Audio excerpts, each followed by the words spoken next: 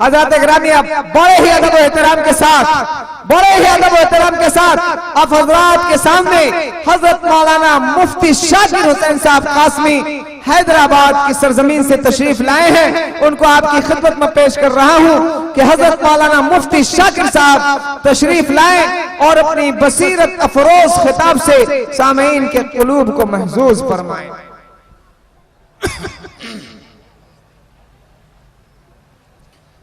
الحمدللہ رب العالمین والصلاة والسلام علی سید الانبیاء والمرسلین وعلی آلہ واصحابہ اجمعین اما بعد۔ اعوذ باللہ من الشیطان الرجیم بسم اللہ الرحمن الرحیم وَلَقَدْ كَانَ لَكُمْ فِي رَسُولِ اللَّهِ أُسْوَةٌ حَسَنَةٌ وقال تعالی فی موضع آخر اليوم اکملت لکم دینکم الى آخرہ الآیہ وقال النبی صلی اللہ علیہ وسلم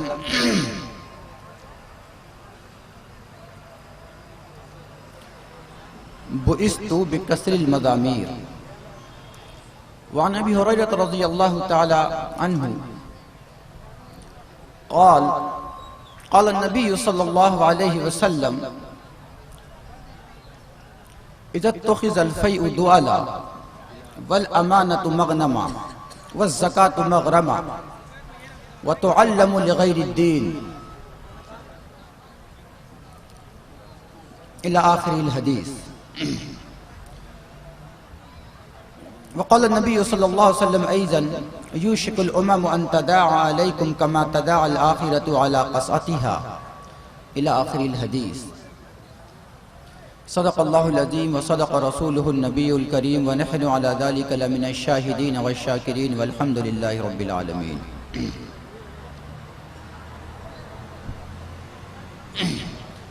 تمام تعریف اللہ کے لیے ہے جو تمام کائنات کا پالنہار ہے،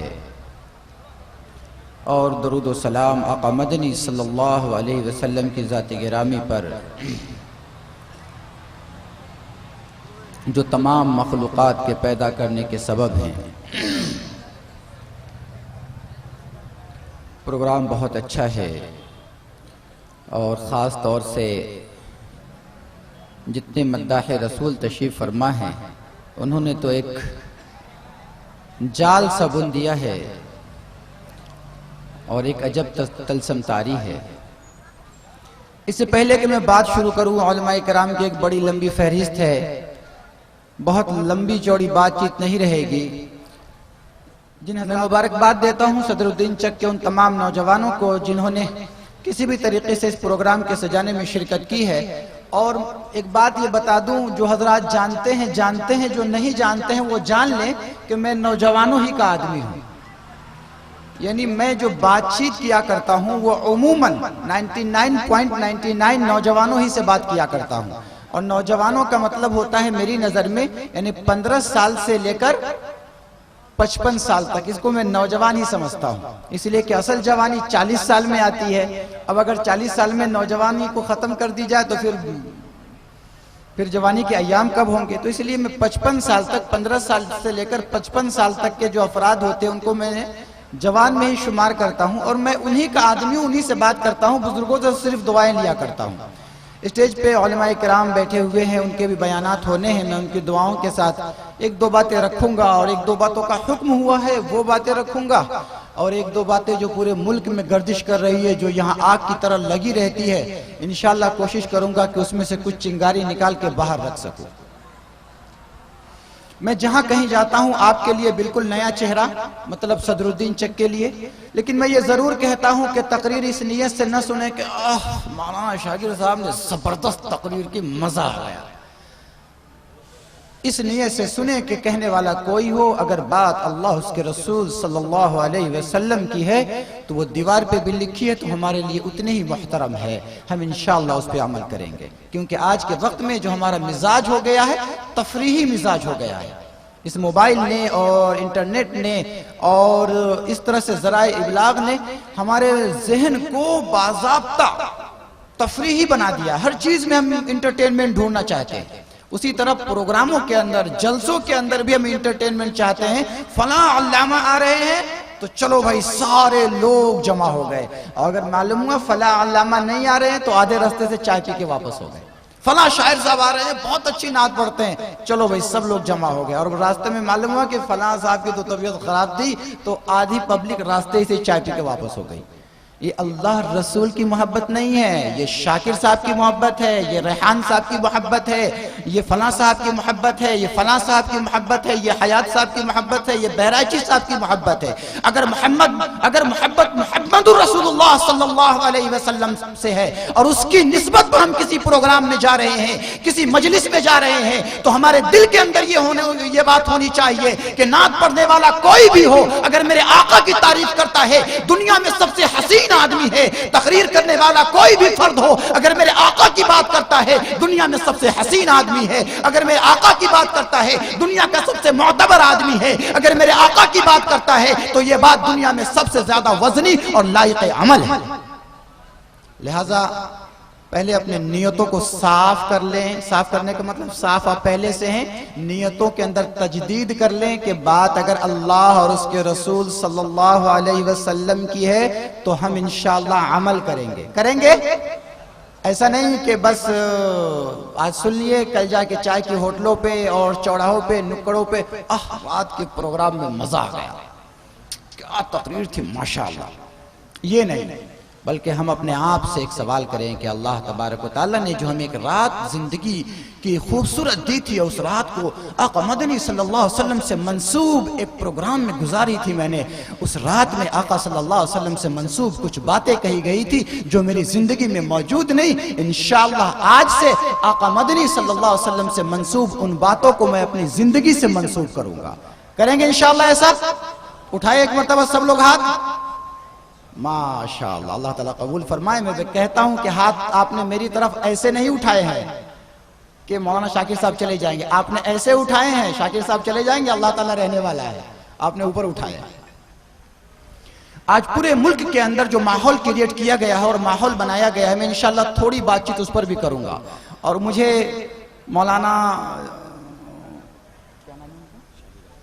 नहीं हाँ साजिदुल्लाह साहब, उन्होंने कुछ हुक्म भी दिया है कि मुफ्ती साहब कुछ बातों पे बात करनी है आपको, तो इंशाल्लाह मैं उस पर भी बात करूंगा। और सबसे ज़्यादा मुबारकबादी के मुस्तहिक मैं कह दूं कि मौलाना शाहिद साहब दामद बरकातुहुम हैं, जो सिर्फ यहीं पे नहीं पूरे शहर भागलपुर पर बड़ी मेहनत कर रहे हैं, उनकी बड़ी कुर्बानियाँ हैं। अल्लाह तबारक व तआला उनकी कुर्बानियों को कबूल फरमाए। हम अगर अल्लाह के नबी सल्लल्लाहु अलैहि वसल्लम के मानने वाले हैं तो एक छोटी सी मिसाल के आका सल्लल्लाहु अलैहि वसल्लम की एक एक चीज़ से, मोहम्मद रसूलुल्लाह सल्लल्लाहु अलैहि वसल्लम की तरफ मंसूब एक एक चीज से हमारी मोहब्बत कैसी होनी चाहिए, उसको छोटी सी मिसाल से क्लियर कर दो। फिर बात मैं अपने मौजू पर आकर शुरू करूंगा कि कोई छोटा सा बच्चा अगर हो तो उससे सबसे ज्यादा प्यारा जो होता है वो क्या होता है? खिलौना होता है, या उसके खाने पीने की चीजें होती हैं, या उसके पहनने का कपड़ा होता है। ये तीन चीजें होती हैं जो छोटे बच्चे को बहुत ज्यादा प्यारी होती है नहीं होती है? हजरत ज़ैद रज़ी अल्लाह ताला अन्हु वो शख्सियत है, वो हस्ती है इकलौते जिनका नाम कुरान करीम में आया है। बाकी किसी सहाबी का नाम कम से कम मेरे इल्म में ऐसा नहीं है जो कुरान करीम में आया है। उलमा किराम बैठे हैं, इसकी तस्दीक करेंगे कि हजरत ज़ैद रज़ी अल्लाह ताला अन्हु ऐसे सहाबी हैं जिनका नाम कुरान करीम में आया है। वाक़या ये हुआ कि हजरत ज़ैद रज़ी अल्लाह ताला अन्हु छोटे थे और अपने वालदा के साथ एक काफिले से जा रहे थे। जाते हुए एक डाकुओं ने हमला किया उस काफिले पे, मालो मता सामान लूट लिया गया और हजरत ज़ैद बहुत खूबसूरत थे, उन्हें भी लूट लिया गया। पहले जमाने में इंसान भी माल की तरह हुआ करता था। और बहुत अफसोस के साथ मैं दौरान तकरीर ये बताऊंगा कि आज कुछ लोगों ने तजद्दुद के नाम पर, आज कुछ लोगों ने मॉडर्नाइज के नाम पर इंसानों को फिर माल बना दिया है, फिर तिजारत का सामान बना दिया है। इंशाअल्लाह मैं इसको बीच में बात करूंगा। पहले मैं ये क्लियर कर लूं कि उस जमाने में इंसान भी माल हुआ करता था, खरीदा बेचा जाता था। लिहाजा हजरत ज़ैद रज़ी अल्लाह ताला अन्हु बहुत खूबसूरत बच्चे थे, इनको भी लूट लिया गया, इन्हें भी उठा लिया गया, माल समझ के समेट लिया गया और ले जाकर बाजार में बेच दिया गया। حضرت خدیجہ کبریٰ رضی اللہ تعالی عنہا کے بھائی نے انہیں خرید کر حضرت خدیجہ کی خدمت میں لا کر دے دیا. کہا بہن یہ بچہ آپ کی خدمت میں رہے گا, آپ کے کام کرے گا, چھوٹی موٹی چیزیں اٹھا کر لائے گا. حضرت خدیجہ رضی اللہ تعالی عنہا نے یہ بچہ نبی اکرم صلی اللہ علیہ وسلم کی خدمت میں دے دیا کہ یا رسول اللہ یہ بچہ آپ کے پاس رہے گا, وضو کا پانی لائے گا, چھوٹی موٹی چیزیں اٹھا کر لائے گا, آپ کی بات مانے گا, آپ کی خدمت کرے گا. حضرت زید جو چھوٹے بچے تھے نبی اکرم صلی اللہ علیہ وسلم کی خدمت میں آ گئے. ادھر حضرت زید کے والد حضرت حارثہ اپنے قبیلے کے سردار تھے. گویا حضرت زید اپنے قبیلے کے سردار کے اکلوتے بیٹے تھے. اب قبیلے کے سردار کا اکلوتا بیٹا ہے, لوٹ لیا گیا ہے, کڈنیپ کر لیا گیا ہے, اب کسی کا غلام بنا دیا گیا. حضرت حارثہ بہت پریشان رہتے ہیں, جہاں جہاں ممکن ہوتا ہے ڈھونڈنے کی کوشش کرتے ہیں, جہاں وہاں معلوم کرنے کی کوشش کرتے ہیں. ان کے محبت میں, ان کے الفت میں اشعار کہتے ہیں کہ میرے بیٹے ایک اونٹ پوری زندگی چلتے چلتے تھک سکتا ہے, مگر میری تلاش تمہیں ڈھونڈتے ڈھونڈتے ختم ہونے والی نہیں ہے. اب میری زندگی کا مقصد اگر کوئی ہے تو میرے بیٹے کی تلاش ہے. میرے بیٹے میں اس وقت تک تمہیں ڈھونڈتا رہوں گا جب تک کہ تم مجھے مل نہ جاؤ, یا پھر میری سانسیں مجھ سے الگ نہ ہو جائے. اس طرح کے اشعار کہتے ہیں اور اپنے بیٹے کو پوری دنیا میں ڈھونڈتے پھرتے ہیں. ایسا ہی ایک موقع ہے کہ ان کے قبیلے سے کچھ لوگ حج کرنے کے لیے آئے ہیں, اور حج کرتے ہوئے جب خانہ کعبہ کے اندر موجود ہوتے ہیں, خانہ کعبہ کا طواف کر رہے ہوتے ہیں, تو حضرت زید کو دیکھتے ہیں کبھی حاجیوں کو پانی پلا رہا ہے, کبھی کسی کی ضرورتوں کی تکمیل کر رہا ہے. لوگوں سے معلوم کرتے ہیں کہ یہ بچہ کون ہے. معلوم ہوا یہ بچہ کسی کا غلام ہے. کس کا غلام ہے؟ محمد رسول اللہ صلی اللہ علیہ وسلم کا غلام ہے. یہ بہت تحقیق کر لینے کے بعد واپس اپنے قبیلے میں جاتے ہیں. وہاں جانے کے بعد حضرت حارثہ کو کہتے ہیں کہ تمہارا بیٹا زید مل گیا ہے. کہاں مل گیا؟ کہا مکے میں ایک رئیس کا غلام ہے, مکے میں ایک شریف کا غلام ہے, مکے میں ایک بہت بڑے آدمی کا غلام ہے, بڑا ہی شریف النفس آدمی ہے. سب لوگ چندہ اکٹھا کرو. پورے قبیلے نے چندہ اکٹھا کیا, اور اکٹھا کرنے کے بعد جتنا مال جمع کر سکتے تھے اتنا مال لے کر یہ لوگ مدینے آئے. حضرت زید کے چچا ہیں, حضرت زید کے والد ہیں, ان کے قبیلے کے کئی لوگ ہیں, مکہ تشریف لاتے ہیں. اور آنے کے بعد حضرت نبی اکرم صلی اللہ علیہ وسلم سے ملنا چاہتے ہیں. آپ صلی اللہ علیہ وسلم کی بارگاہ میں جاتے ہیں اور جا کر کہتے ہیں اے محمد آپ تو کریم ابن کریم ہیں, آپ تو رحیم ابن رحیم ہیں, آپ تو لوگوں کے کام آتے ہیں. ہم نے سنا ہے آپ غریبوں کے سر پہ ہاتھ رکھتے ہیں, ہم نے سنا ہے آپ بیواؤں کا سہارا بنتے ہیں, ہم نے سنا ہے آپ یتیموں کے سر پہ دست شفقت رکھتے ہیں, ہم نے سنا ہے آپ بے سہاروں کا سہارا ہیں, ہم نے سنا ہے آپ مجبوروں کے کام آتے ہیں, ہم نے سنا ہے ٹوٹے ہوئے دلوں کو آپ جوڑ دیتے ہیں. اے محمد ہم آپ کے پاس ایک فریاد لے کر آئے ہیں. فریاد یہ ہے کہ ہمارا بیٹا جو اکلوتا ہے, قبیلے کا سردار ہونے والا ہے, میری کوئی اولاد نہیں ہے, اکیلے اکلوتا ایک بیٹا ہے, باقی بیٹیاں ہیں, یہ آپ کا آج غلام ہے. قافلے میں لٹ گیا تھا, آج آپ کا غلام ہے. آج ہم آپ کے سامنے بھیک مانگنے کے لیے آئے ہیں. آپ اس کی کوئی قیمت متعین کریں, آپ جو قیمت متعین کریں گے ہم دینے کو تیار ہیں. اس بچے کو ہمیں بیچ دیں, اس بچے کو آزادی دے دیں. نبی اکرم صلی اللہ علیہ وسلم نے حضرت حارثہ کی طرف دیکھا, کہا پیسے رہنے دو, مال رہنے دو, بتاؤ زید کہاں ہے؟ کہا زید خانہ کعبہ میں ہے. کہا جاؤ جا کر زید سے پوچھو, اگر وہ جانا چاہتا ہے میری طرف سے آزادی ہے, وہ جا سکتا ہے, میری طرف سے اجازت ہے. وہ اگر اپنی خوشی سے جانا چاہے میں روکنا نہیں چاہوں گا, لیکن اگر وہ نہ جانا چاہے میں زبردستی بھیج نہیں سکتا. خوشی کے مارے حضرت حارثہ کا برا حال ہو جاتا ہے, بھاگتے ہوئے خانہ کعبہ میں آتے ہیں. 6 سال کا بچہ ہے, کہتے ہیں بیٹا آؤ, چلو جلدی چلو, ماں تمہارا انتظار کر رہی ہے, پورا قبیلہ تمہارا انتظار کر رہا ہے, بہنیں تمہاری راہوں میں پل کے بچھائے کھڑی ہیں, پورا کا پورا قبیلہ تمہیں سردار بنانے کے لیے بےتاب ہے, پورا کا پورا قبیلہ تمہارے اشاروں پہ ناچے گا, تم جس طرف کہو گے پورا قبیلہ چل پڑے گا. چلو بیٹے غلامی کی زندگی سے تمہیں آزادی مل گئی ہے, تمہارے آقا نے تمہیں آزاد کر دیا ہے. حضرت نبی اکرم صلی اللہ علیہ وسلم کے غلام حضرت زید فرماتے ہیں ابو جان ایک بات تو بتائیے, کیا میرے آقا نے مجھے جانے کا حکم دیا ہے یا میرے آقا نے اجازت دی ہے؟ کہا بیٹا تیرا آقا تو بہت ہی بڑا آدمی ہے, تیرا آقا تو بڑا رحیم ہے, بڑا کریم ہے, بڑا اخلاق والا ہے. اس نے کوئی پیسے نہیں لیے, اس نے کوئی مال نہیں لیا. اس نے کہا کہ زید اگر خوشی سے جانا چاہتا ہے میری طرف سے کوئی رکاوٹ نہیں ہے, زید جا سکتا ہے, مگر قربان جائیے. حضرت زید رضی اللہ تعالیٰ عنہ پر ارشاد فرماتے ہیں ابو جان یہ سچ ہے کہ آپ کا دل بہت بے قرار ہے میرے لیے. ابو جان یہ سچ ہے ماں کی آنکھیں آنسو بہا رہی ہوگی. ابو جان یہ سچ ہے بہن کی آنکھیں پل کے بچھائے کھڑی ہوں گی. ابو جان یہ سچ ہے کہ پورا کا پورا قبیلہ میرے اشاروں پہ ناچے گا۔ ابو جان یہ سچ ہے کہ میں اگر قبیلے والوں کو آگ میں کودنے کے لیے کہوں یہ اس سے دریغ نہیں کریں گے، مگر ابو جان خدا کی قسم دنیا کی ساری سلطنت، محلے والوں کی محبت، ماں کی محبت، بہن کی محبت، باپ کی محبت، چچا کی محبت، سرداری، حکومت، بادشاہی، سب کے سب محمد رسول اللہ صلی اللہ علیہ وسلم کے غلامی پہ میں قربان کرتا ہوں۔ میں سب چھوڑ سکتا ہوں، محمد رسول اللہ صلی اللہ علیہ وسلم کا دامن مبارک نہیں چھوڑ سکتا۔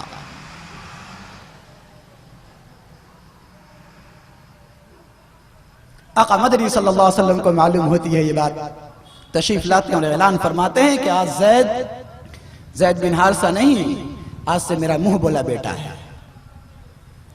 ایک چھوٹا سا 6 سال کا بچہ جس کو کھلونے چاہیے، اچھے کپڑے چاہیے، ماں باپ چاہیے، اچھا کھانا چاہیے، ان ساری چیزوں کو ٹھکرا رہا ہے محمد رسول اللہ صلی اللہ علیہ وسلم کی محبت پر۔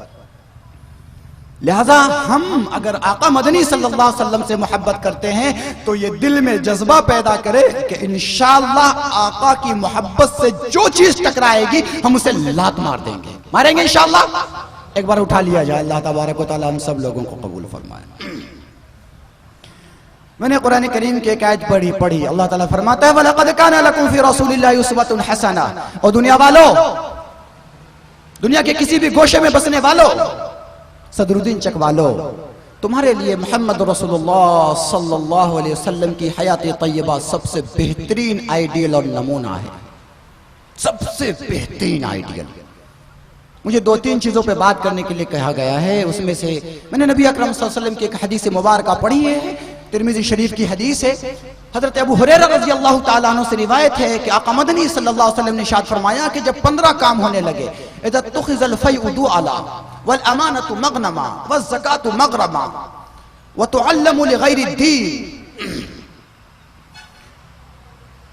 واطاع الرجل امرأته، ان 15 چیزوں پہ میں بات نہیں کروں گا، اس میں سے 4 یا 3 چیزوں پہ بات کروں گا۔ اس میں سے ایک چیز آقا مدنی صلی اللہ علیہ وسلم نے ارشاد فرمایا کہ دیکھو یہ ساری چیزیں جب ہونے لگے گی، یعنی لوگ زکوٰۃ کو ٹیکس سمجھنے لگیں گے، زکوٰۃ نکالنے میں ان کی روح نکلنے لگے گی اور بہت پریشان ہونے لگیں گے، ایسے ہی علم دین دنیا کے حاصل کرنے کے لیے سیکھا جانے لگے، اور ایسے ہی مرد جب دوپٹے کی ہوا کی اطاعت کرنے لگے، جیسے ہی دوپٹے کی ہوا لگے فوراً وہ اس کا ہو جائے، ماں باپ کو پیچھے دھکیل دے، ایسے ہی دوست کا اتنا زیادہ خیرخواہ ہو جائے کہ باپ کو پیچھے دھکیل دے، ایسے ہی شراب نوشی اور نشہ کا ایک ماحول عام ہو جائے، اور ایسے ہی ہاتھ میں موبائل ہو اور ہر موبائل سے گانے کی آواز آنے لگے۔ یہ میں نے اپنی طرف سے ترجمہ کر دیا۔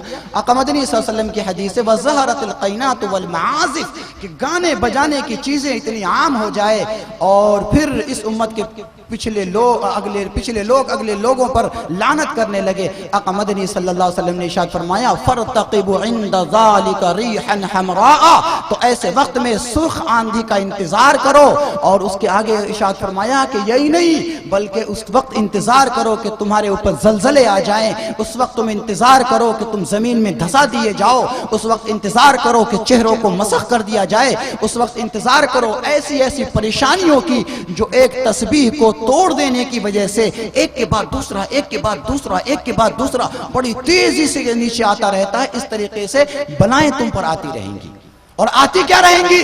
میں یہ کہتا ہوں کہ ہندوستان کے اندر یکے بعد دیگرے بلائیں ہماری طرف متوجہ نہیں ہے۔ کیا مسلمان خوف کے ماحول میں زندگی نہیں گزار رہا ہے؟ کیا موجودہ حکومت مسلمانوں کا ناطقہ بند کرنے پر ناطقہ بند کرنے پر تلی ہوئی نہیں ہے؟ کیا مسلمان ڈر اور خوف کے سائے میں زندگی گزارنے پر مجبور نہیں ہے؟ کیا موب لنچنگ کا ڈر ٹرینوں کے اندر مسلمانوں کو لگا ہوا نہیں رہتا ہے؟ کیا کسی نجیب کے غائب ہونے کا ڈر کسی یونیورسٹی کے اندر لگا ہوا نہیں رہتا ہے؟ کیا کسی مسلمان عورتوں کے عزتوں کو لوٹنے کا ڈر لگا ہوا نہیں رہتا ہے؟ کیا کسی علاقے میں گھروں کے جلا دیے جانے کا ڈر لگا ہوا نہیں رہتا ہے؟ کیا مسلمانوں کے مکانوں کو لوٹ لیے جانے کا ڈر لگا ہوا نہیں رہتا ہے؟ کیا دکانوں کو آگ نہیں لگائی جا رہی ہے؟ یہ سب کے سب ہو رہا ہے۔ اس کی وجہ کیا ہے؟ جو غلطی پر ہے اس پر بات بعد میں کروں گا، اور حکومت پر تنقید بھی بعد میں کروں گا، لیکن پہلے میں آپ سے بات کرنا چاہتا ہوں۔ آقا مدنی صلی اللہ علیہ وسلم نے ارشاد فرمایا کہ ایک وقت ایسا آئے گا جب لوگوں کے اندر یہ بات ہو جائے کہ وَأَطَاعَ الرَّجُلُ امْرَأَتَهُ، مرد اپنے بیوی کے غلامی پہ اتر اتر آئے، مرد اپنے بیوی کی فرما برداری پر اتر آئے، وَأَقْطَ أُمَّهُ اور اپنے ماں کی نافرمانی پہ اتر آئے، فَارْتَقِبْ عِنْدَ ذَلِكَ رِيحًا حَمْرَاءَ ایسے وقت میں انتظار کرو سرخ آندھی کا، لال آندھی کا انتظار کرو، ایسے وقت میں اللہ تبارک و تعالیٰ کی طرف سے بھیجے گئے ایک سے انیک عذابوں کا انتظار کرو۔ ایمان والو، میں سارے نوجوانوں سے جو 15 سال سے لے کر کہتے ہیں 50 سال اور 55 سال کی عمر کو ہے، میں پوچھنا چاہتا ہوں کہ آپ کی اگر شادیاں ہو گئی ہیں، کیا آپ کے گھر میں یہ ماحول نہیں ہے؟ ماں ایک بات کہتی ہے، بیوی ایک بات کہتی ہے، ماں کی بات ہوا میں رہ جاتی ہے، بیوی کی بات کان میں، پھر گلے میں، پھر دل میں آ کے اتر جاتی ہے۔ بیوی کی بات مان لیتے ہیں، ماں کی بات کو ٹھکرا دیتے ہیں۔ ماں اگر کچھ کہے ہمیں غصہ آتا ہے، بیوی اگر کہے بڑا پیار آتا ہے۔ ماں اگر کچھ کہے اسے کہہ دیتے ہیں امی آپ سمجھتے نہیں ہیں۔ ارے میرے رفیق، تو اسے کہہ رہا ہے کہ ماں سمجھتے نہیں ہے، باپ سے کہہ رہا ہے ابو آپ سمجھتے نہیں ہیں۔ تو سوچ اس دن کو جس دن تیرے منہ میں زبان نہیں تھی، تجھے کوئی بولی بولنا نہیں آتا تھا، تیرے پاس صرف ایک زبان تھی جسے رونا کہتے ہیں۔ بھوک لگی تو رونا، پیاس لگی تو رونا، پیشاب لگا تو رونا، پاخانہ آئے تو رونا، تکلیف ہو تو رونا، پیٹ درد میں ہے تو رونا، کان میں درد ہے تو رونا، گلے میں درد ہے تو رونا، بخار ہے تو رونا، کسی بھی پریشانی میں ہے تو رونا۔ میرے رفیق، تجھے بھوک لگتی تھی، ماں سمجھتی تھی، تو روتا تھا، ماں سمجھ جاتی تھی کہ یہ بھوک کی وجہ سے رو رہا ہے۔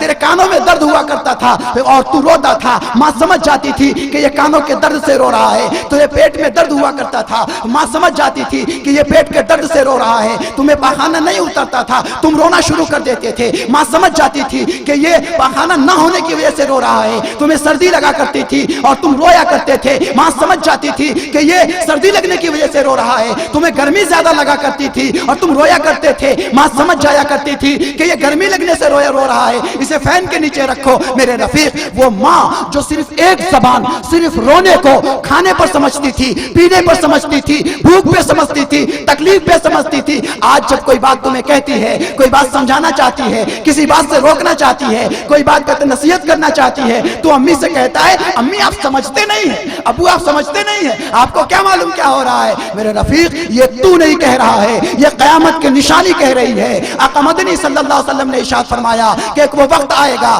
جس وقت میں معاملہ ایسا ہو جائے گا، اطاع الرجل امرأتہ، مرد اپنے بیوی کی غلامی کرے گا، مرد اپنے بیوی کی بات مانے گا، ماں کو پیچھے دھکیل دے گا۔ آج کا معاملہ یہ ہے، ہمارا نوجوان جب باہر سے جاتا ہے، ہاتھ میں مٹھائی ہوتی ہے، ہاتھ میں کوئی اور چیز ہوتی ہے، لے کر جاتا ہے، لے کے جانے کے بعد ماں کے ہاتھ میں نہیں دیتا، بیوی کے ہاتھ میں دیتا ہے، اور اگر ذرا فرما بردار ہے تو بیوی سے کہہ دیتا ہے ذرا امی کو بھی دے دینا۔ تجھے شرم آنی چاہیے، تجھے شرم آنی چاہیے۔ وہ ماں جو ہمیشہ جس کا ہاتھ ایسے رہا، جس نے اپنے منہ کا نوالا تیرے منہ میں کھلایا، آج تو اسے محتاج کر رہا ہے، اس ہاتھ کو تو اس طرح کر رہا ہے، بیوی سے کہہ رہا ہے ماں کو بھی تھوڑا حصہ دے دینا، یعنی بیوی کا ہاتھ اوپر اور ماں کا ہاتھ نیچے۔ تجھے شرم آنی چاہیے۔ یہ وہی ماں ہے جس نے 9 مہینے تک تجھے پیٹ میں سنبھالا ہے، یہ وہی ماں ہے جو تیری تکلیف اٹھائے ادھر ادھر پھرتی رہی، یہ وہی ماں ہے جو تجھے اپنے پیٹ میں لاد کر تڑپتی رہی، یہ وہی ماں ہے جس نے اپنے سینے کا خون دودھ کی شکل میں تجھے پلایا ہے۔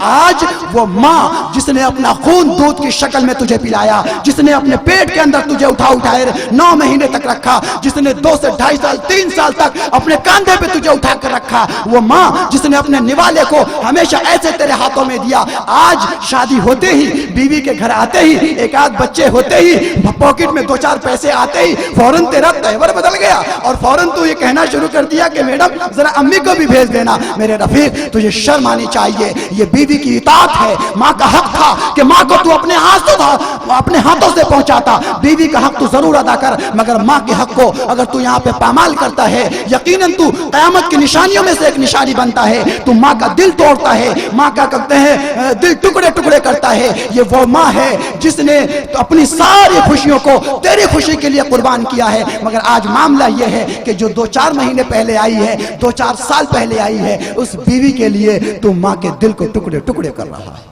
یہ تو نہیں کر رہا ہے، یہ قیامت کی نشانی ہو رہی ہے۔ اپنے آپ کو قیامت کی نشانی بننے سے بچاؤ۔ اور یہی نہیں، اگر کسی بات میں ماں میں اور بیوی میں تکرار ہو گئی، اب بیوی تو ہوم منسٹر ہے، جیسے گھر میں آئے تو منہ پھلا ہوا ہے، کیا ہوا کیا ہو، آپ کی ماں 24 گھنٹے ٹر کرتی رہتی ہے، جینا مشکل ہو گیا ہے میرا تو اس گھر میں، یا تو امی کو الگ رکھیے یا میرے کو الگ رکھیے۔ نہیں تو 2-4 زہر کی پڑیا لا کر دیجئے میں کھا لیتی ہوں، مجھ سے برداشت نہیں ہوتا یہ سب۔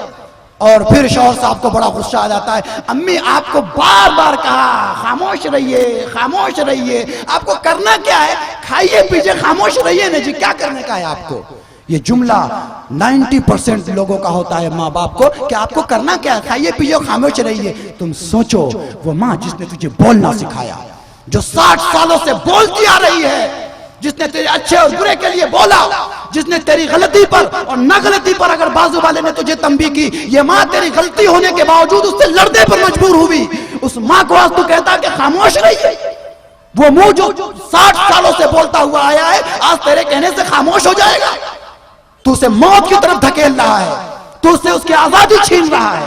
ہونا تو یہ چاہیے تھا کہ بیوی سے کہتا کہ میڈم تم جسے کہہ رہی ہو خاموش رہنے کے لیے، اسی نے تو اس منہ کو بولنا سکھایا ہے، اگر آج یہ منہ نہ بول رہے ہوتے تو تم میری بیوی نہیں ہوتی۔ آج اس کا احسان ہے کہ اس نے اس کو اٹھا کر 6 فٹ کا کر دیا، اس بنیاد پر آج تم یہاں عیش کر رہی ہو۔ بیوی کے حقوق ضرور ادا کرو ایمان والو، نوجوانوں، مگر سنو، ماں کا اگر دل توڑتے ہو زندگی کے اندر کبھی خوشحالی نہیں آ سکتی۔ اتنی بات یاد رکھو، وہ سارے لوگ جن سے ان کے والدین ناراض ہیں، ان کی ماں ناراض ہیں، ہزاروں پیسے کما لے، کاروبار پوری دنیا میں چمکا لے، میں لکھ کر دے دیتا ہوں اور یہ میرا لکھا ہوا نہیں ہوگا، محمد رسول اللہ صلی اللہ علیہ وسلم کی سیرت مبارکہ کی روشنی میں ہوگا کہ وہ زندگی میں کبھی خوشی کے ساتھ زندگی گزار نہیں سکتا۔ آقا مدنی صلی اللہ علیہ وسلم کا فرمان تو یہ ہے کہ میں محمد اگر میری ماں ہوتی، میں نماز میں ہوتا، نیتیں باندھ چکا ہوتا، میری ماں آواز دیتی محمد، اور میں نماز توڑ کے اپنی ماں کی خدمت میں آ جاتا۔ میرے رفیقوں، کیا ہمارے اندر یہ جذبہ موجود ہے کہ اگر ہماری ماں آواز دے تو دنیا کا ہر کام چھوڑ کر ہم ماں کی خدمت میں آ جائے؟ کوئی ایک آدمی ہے ایسا؟ اللہ تبارک و تعالیٰ قبول فرمائے۔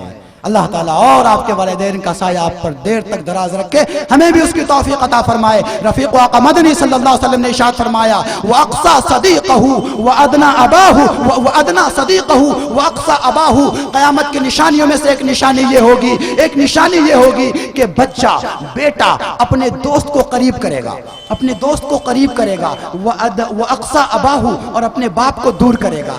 آج معاملہ ایسا ہے کہ بیٹا جوان ہو گیا اور گھر سے باہر نکل رہا ہے، باپ پکار رہا ہے ساجد ادھر آؤ، ابا آ رہا ہوں، باہر دوست کھڑا ہوا ہے، ایک طرف دوست آواز دے رہا ہے، ایک طرف باپ آواز دے رہا ہے۔ بیٹے کا معاملہ ایسا ہے کہ باپ کو کہہ دیا ابا ابھی آ رہا ہوں، اور چلا گیا دوست کے پاس۔ یہ تو نہیں گیا ہے، یہ کیا بولتے ہیں قیامت کی نشانی جا رہی ہے۔ آقا مدنی صلی اللہ علیہ وسلم نے تو آج سے 1400 سال پہلے ہی کہہ دیا کہ کچھ جب ایک زمانہ ایسا آ جائے گا جب لوگ اپنے دوست کے قریب ہوا کریں گے اور باپ سے دور ہوا کریں گے۔ میں اتنے سارے نوجوانوں میں پوچھنا چاہوں گا، کیا 99.99 افراد ایسے نہیں ہیں کہ ایک طرف باپ بلا رہا ہو، دوسری طرف اس کا دوست بلا رہا ہو، ایک طرف باپ پکار رہا ہو، دوسری طرف اس کا ساتھی بلا رہا ہو، ایک طرف باپ بلا رہا ہو، دوسری طرف اس کے دوست کا فون آ رہا ہو؟ یہ باپ کو لائٹ لے لیتا ہے، باپ کو کہہ دیتا میں ابھی آ رہا ہوں، بس 5 منٹ میں آ رہا ہوں، ابا ذرا سا کام ہے جا کر آ رہا ہوں، دوست کے ساتھ چائے پینے کے لیے چلا جاتا ہے۔ میرے رفیق، میں تجھے دوست کے پاس جانے سے روکتا نہیں، آقا مدنی صلی اللہ علیہ وسلم نے نہیں روکا، میں نہیں روکتا، مگر اس وقت جب تیرا باپ تجھے بلا رہا ہے، جب تیری ماں تجھے بلا رہی ہے، جب جس کا حق زیادہ ہے، جو جنت کے دروازوں میں سے ایک دروازہ ہے، ایک دروازہ تجھے جنت کی طرف بلا رہا ہے اور ایک دروازہ تجھے قیامت کی نشانی بننے کی طرف بلا رہا ہے، تو اس دروازے کی طرف جا رہا ہے جو قیامت کی نشانی ہے، اس دروازے کو ٹھکرا دے رہا ہے جو جنت کی طرف بلا رہا ہے۔ تو آج سے یہ طے کریں گے کہ انشاءاللہ اگر میرا باپ مجھے آواز دے گا، دنیا کی کوئی طاقت مجھے آواز دے رہی ہو، انشاءاللہ میں اپنے باپ کی سنوں گا، اس کی بات میں سنوں گا۔ کریں گے انشاءاللہ؟ اور سارے جوان ذرا ہمت کر کے اس بات کا ارادہ کریں گے کہ اگر ہماری وائف ایک بات کہتی ہے اور ایک بات ماں کہتی ہے اور دونوں حق پر ہے تو میں ماں کی بات پہلے مانوں گا، وائف کی بات بعد میں مانوں گا۔ کریں گے انشاءاللہ؟ کریں گے؟ دیکھیں اس پر کم لوگ بولے، اس لیے کہ ہوم منسٹر کا ڈر بھی لگا ہوا رہتا ہے کہ یہاں تو ہمت کر کے ہاں بھی بول دوں، اگر گھر گیا تو کیا جی آپ نہیں آپ جو کہیے۔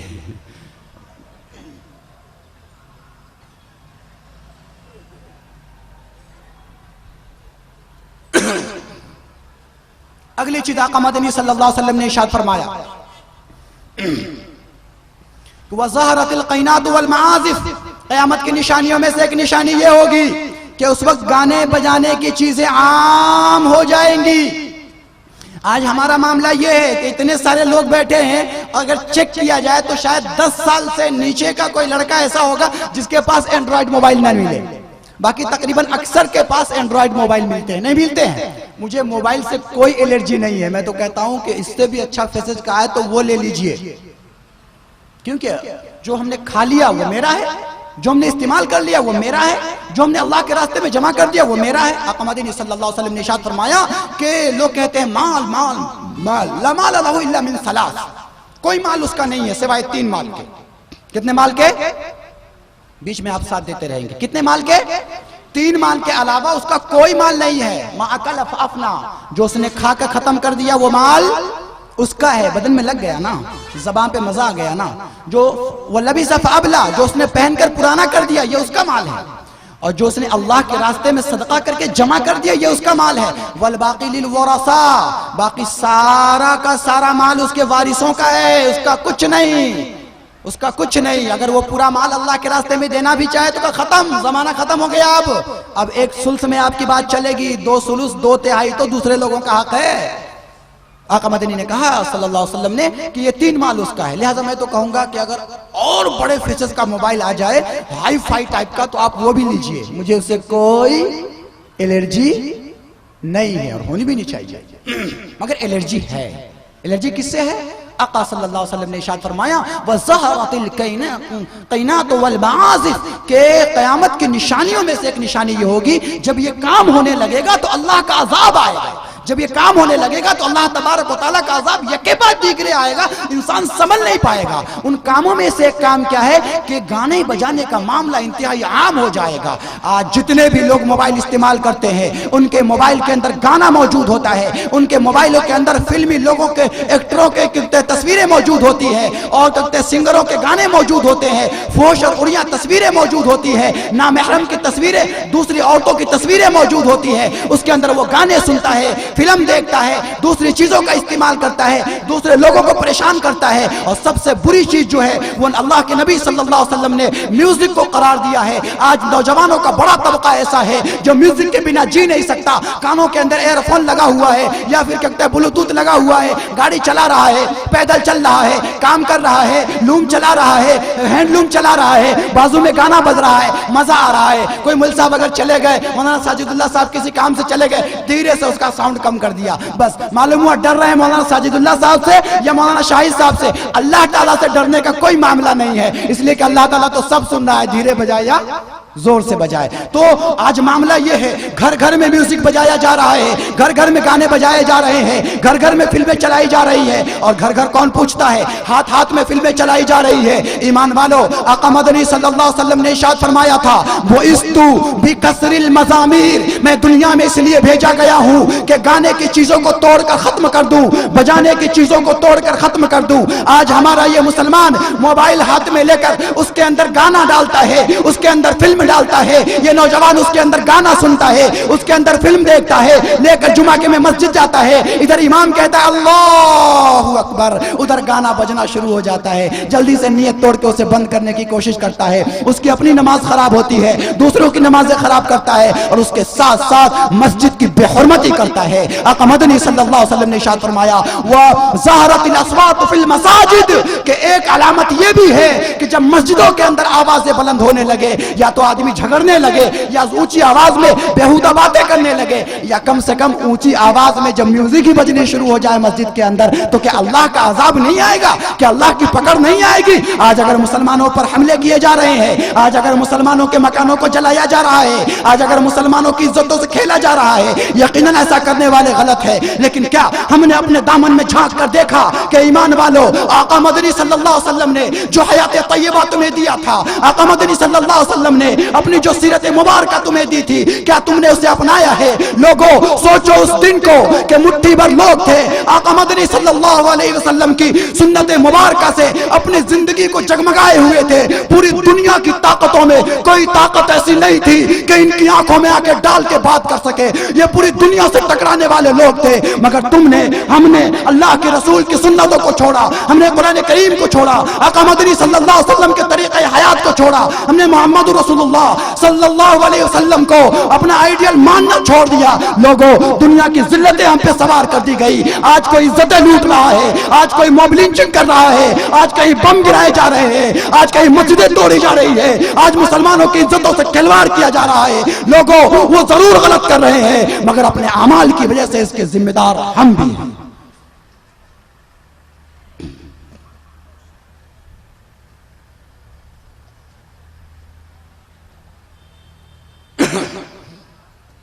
آقا صلی اللہ علیہ وسلم نے ارشاد فرمایا وَإِسْتُ بِكَسْرِ الْمَزَامِيرِ, میں گانے بجانے کی چیزوں کو توڑنے کے لیے آیا ہوں.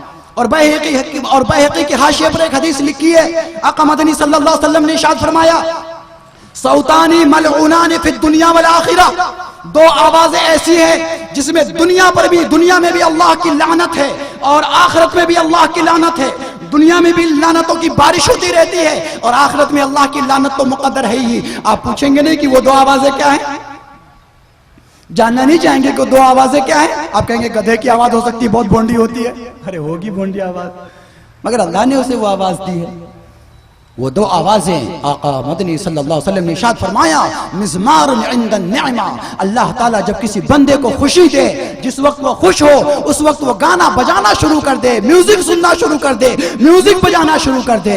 یہاں پر رک کر میں پوچھوں گا ایمان والوں سے کہ اب یہ بتاؤ کیا تم دکان کی اوپننگ کرتے ہو, گانا بجاتے ہو یا نہیں بجاتے ہو, میوزک بجاتے ہو یا نہیں بجاتے ہو؟ ایک طرف تو دکان کی اوپننگ میوزک بجا کر کرو گے, دوسری طرف مولانا ساجد اللہ صاحب سے کہو گے دعا کیجئے گا دکان میں برکت ہو جائے. فرشتوں کو بھگا رہا ہے اور برکت کو بلانے کی بات کر رہا ہے, تو یہ شرم آنی چاہیے. آقا مدنی صلی اللہ علیہ وسلم نے خود تجارت کیا, تجارت میں برکت بتایا, تو نے میوزک بجایا, برکت کو دور بھگایا. پھر جب تیرا کاروبار نہیں چلتا ہے یہاں وہاں مارا مارا پھرتا ہے. جس کے اوپر اللہ کی لعنت ہو وہ یقیناً ہر جگہ مارا مارا پھرے گا. آقا مدنی صلی اللہ علیہ وسلم نے کہہ دیا کہ صوتان ملعونان فی الدنیا والآخرہ, دو آوازیں ایسی ہیں جس میں دنیا پر بھی, جس پر دنیا میں بھی اللہ کی لعنت ہے اور آخرت میں بھی. اس میں سے ایک لعنت یہ ہے کہ کہتے ہیں مزمار عند النعمہ, جب وہ خوشی کا وقت ہو, جب وہ خوش ہو اس وقت میوزک بنانے لگے ایسا. اور آگے آتے ہیں, ایک شادی کا موقع ہوتا ہے,